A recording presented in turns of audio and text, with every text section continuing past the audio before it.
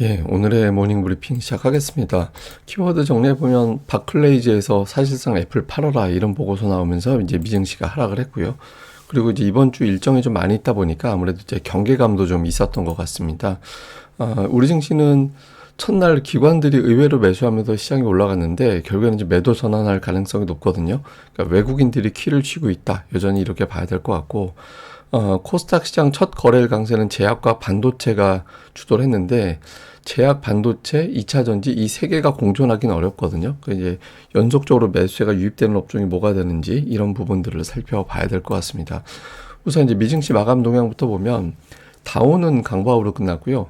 나스닥은 1.6%나 하락했습니다. 아무래도 이제 빅테크들이 많이 빠지다 보니까 지수는 약했고 다우지수는 뭐 제약주, 에너지주, 금융주가 올랐거든요. 그래서 다우는 상대적으로 좀 선전하는 이제 그런 모습을 보였는데 그러니까 증시에 영향을 준 재료부터 살펴보면 첫 번째는 이제 계절성. 그러니까 1월 증시가 그렇게 뭐 나쁘진 않지만 그렇다고 썩 좋은 달은 아니거든요. 특히 이제 2월 증시가 좀 부진했습니다. 미국은 전통적으로. 그러다 보니까 1월에는 좀 쉬는 게 맞지 않나? 연말에 또 많이 올랐으니까 이런 정서가 있고요. 그리고 특히 대통령 선거가 열리는 해에 이제 연중 초반에는 조금 경계성, 관망하면서 출발하는 그런 경향이 있거든요. 그래서 일단 투자자들이 어떻게 출발하는지 좀 지켜보자. 이렇게 되면 한 발짝 물러서는 그런 어떤 시각이 좀 우세한 시기고요. 두 번째는 이제 또 애플이 아무래도 영향을 좀 많이 줬다라고 봐야겠죠. 그 바클레이즈에서 애플에 대한 투자 의견을 비중 축소로 이제 낮췄습니다. 그러니까 아이폰 수요가 생각보다 강하지 않다 이렇게 주장을 했는데 이게 사실 조금 코미디 같은 게 목표 주가를 161달러에서 160달러 겨우 1달러 낮춘 거였거든요. 근데 저게 이제 근데 투자 의견이 비중 축소로 바뀌다 보니까 또 연말에 증시가 많이 올라가 있는 상태다 보니까 이게 이제 조정의 빌미가 된 거죠. 그리고 또 하나는 제가 뭐 작년에 몇 번 보여드린 차트인데 애플이 특이하게 3조 달러만 넘어가면 주가가 무거워진다. 이 차트를 예전에 제가 보여드린 적이 있잖아요. 이거 그때 보여드린 차트인데 지금 한동안 3조 달러 위에서 계속 흘러내리는 어떤 움직임이 좀 있었거든요. 그래도 3조 달러는 어쨌든 방어를 했었는데 결과적으로 보면 이번에 또 같은 패턴 3조 달러 이후에는 주가가 또 무거워지고 결국에는 하락하는 패턴이 또 반복되는 그러니까 투자자들이 이런 불안함이 있는데 이걸 또 자극한 계기가 된 것 같아요.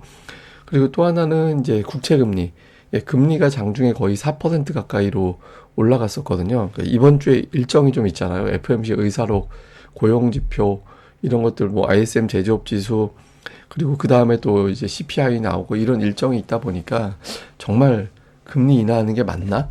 뭐 이런 어떤 의구심도 좀 일부에선 제기를 했겠죠. 그러면서 국채금리가 장중에 또 4% 넘본다 이런 분위기로 가면서 빅테크에도 부담으로 작용을 했고 이게 또 증시를 끌어내리는데 어느 정도 역할을 했다 이렇게 이제 보면은 될 것 같습니다. 몇 가지 좀 조심스럽고 안 좋은 소식들만 있는데 그래도 또 괜찮은 재료들 섞어서 또 설명드리면 오늘 그 존 스톨츠푸스라는 대표적인 어떤 낙관론자입니다. 이 사람은 이제 지표와 실적 앞두고서 잠시 숨고르게 하는 거는 당연하다. 그런데 결과적으로 연말은 S&P 500 5,200포인트까지 올라갈 거다. 그러니까 이런 주장을 좀 했고요. 그 다음에 이제 웨트부시의 어떤 댄 아이브스라는 사람은 올해는 AI의 해가 될 거다. 작년에도 그랬지만 올해도 마찬가지고 그래서 나스닥이 무려 2만 포인트까지 올라갈 수 있다. 그러니까 이런 주장을 했거든요. 그래서 좀 부정적인 어떤 분석 또 종목들에 대한 어떤 경계감 이런 것들도 있는 가운데 일시적인 조정은 보이겠지만 결과적으로는 다시 올라간다. 이런 주장도 또 만만치 않게 제기가 됐습니다. 그리고 오늘 그 로이터 보도에서는 그 투표권 변화를 또 주목한다라는 보도가 있었거든요. 근데 이제 크게 보면 그 매파가 한 명 늘어나고 중도가 한 명 줄고 비둘기파는 이제 기존 숫자 그대로 되는 거거든요. 그러니까 중도가 5명에서 이제 4명 줄고 매파가 4명에서 5명으로 늘고 하여튼 근데 전체적으로 보면 결국 이제 중도가 키를 쥐고 있는 거라서 이제 뭐 전체적인 합을 보면은 뭐 이렇게 대세가 바뀌거나 이럴 정도는 아닌데 어쨌든 올해 투표권에 좀 변화가 미묘하게 있다라는 점 이런 것들을 또 주목하는 그런 분석가들도 일부는 있었던 것 같습니다. 뭐 주요 종목은 애플 많이 빠지면서 혼자만 빠진 게 아니라 이제 다른 종목들까지 끌어내렸습니다. 다만 이제 막판에 낙폭을 좀 줄여서 이제 하락폭이 마이너스 2.7% 정도로 좀 줄어서 올라온 게 특징이었고, 이게 저점이 475달러까지 빠졌거든요. 근데 종가가 481달러 했으니까 좀 낙폭을 줄였죠. 그리고 오늘 미국에서 올라간 거는 모더나가 급등을 했고, 파이자가 또 3% 넘게 올라가면서 제약주들이 좀 반전하는 그런 모습을 보였고, 그 외에 이제 에너지주, 금융주 이런 종목들도 상대적으로 선전을 했습니다. 그리고 테슬라는 4분기 인도량이 선전을 했다라는 보도가 있었음에도 불구하고 이제 빅테크가 밀리다 보니까 빠지긴 했는데, 근데 거의 뭐 약보합이라서 테슬라가 빅테크 내에서는 그나마 좀 선전을 했다, 이렇게 보면 되겠습니다. 자, 근데 좀 주목해 볼 만한 건 뭐가 있냐면, 작년도에 그 미국 투자자들은 어디에 투자하든 다 수익이 났다라는 거예요. 뭐 대형주에 투자를 하든 뭐 선진국 주식에 투자를 하든 스몰캡에 투자를 하든, 그러니까 상품에 투자한 거 이외에는 모두 다 수익이 났다. 그러니까 아무데나 투자해도 다 수익이 나는 해였다 보니까 투자들이 좀 초조함이 있었던 것 같아요. 그러니까 연말에 막 급격하게 증시가 올라간 게, 아니 뭐라도 사놓지 않으면은 소외되는구나, 이래서 이제 포모 현상이 좀 나타났던 것 같거든요. 그래서 이 분위기가 단숨에 깨지지는 않을 것 같다. 그래서 이제 올해도 좀 이제 괜찮지 않을까, 이런 주장들이 아직까지는 있습니다. 그래서 오늘 조정에도 불구하고 오늘 같은 경우는 낙관론도 만만치 않게 좀 있었던 것 같습니다. 근데 우리 증시로 넘어와서 보면 코스닥이 지금 10주 연속 올라가고 있거든요. 그러니까 이번 주까지 올라갈지 모르겠지만 현재까지는 일단 10주 연속 상승하는 흐름이 나오고 있잖아요. 근데 이제 제가 항상 말씀드리지만 지수가 올라가려면 주포와 주도주가 있어야 된다. 연초는 개인들이 주포긴 한데 외국인들이 거들어줘야 되는 거고, 또 하나는 이제 주도주인데, 어제 같은 경우는 연말에 강세 보였던, 그러니까 11월 이후에 강세 보였던 제약주가 계속 승승장구하는, 그러면서 작년도 고점 부근까지 업종지수가 올라왔고, 반도체 업종지수는 아예 그냥 작년 최고치를 또 돌파하는 그런 모습이 나왔거든요. 그런데 이게 이제 공존하기는 쉽지는 않을 겁니다. 여기 이제 배터리까지 포함을 해서 빅3, 그 외에 이제 주변주가 게임과 엔터주 등등인데, 여기서 빅3가 공존하기는 쉽진 않거든요. 하나 또는 두 개로 이제 압축이 될 거라고 봤을 때, 뭐 올라가는 것도 중요하지만 어느 업종의 수급이 더 집중이 되는지, 어제 같은 경우는 반도체도 외국인이 붙고, 이제 제약도 붙고, 다음에 2차 전지는 일부가 붙고, 뭐 이런 형태가 됐었거든요. 그러니까 업종의 수급 변화가 오늘 증시가 올라갈지 내려갈지보다 더 중요하다, 이렇게 이제 봐야 될 것 같습니다. 어제 이제 업종별 수급인데, 외국인들 보면 코스피 순매수가 2,300억 정도인데 전기전자 업종이 거의 2,700억을 샀잖아요. 그 다음 2위 순매수한 업종이 200억대 정도 되는 거였고, 그다음에 서비스업이 470억 정도, 470억. 서비스업은 네이버, 카카오 이런 게 여기에 들어갑니다. 그러니까 전기전자에 워낙 집중이 되어 있는 편이었거든요. 그러니까 이런 어떤 구도가 고정이 되는 건지 이제 이걸 좀 볼 필요가 있고요.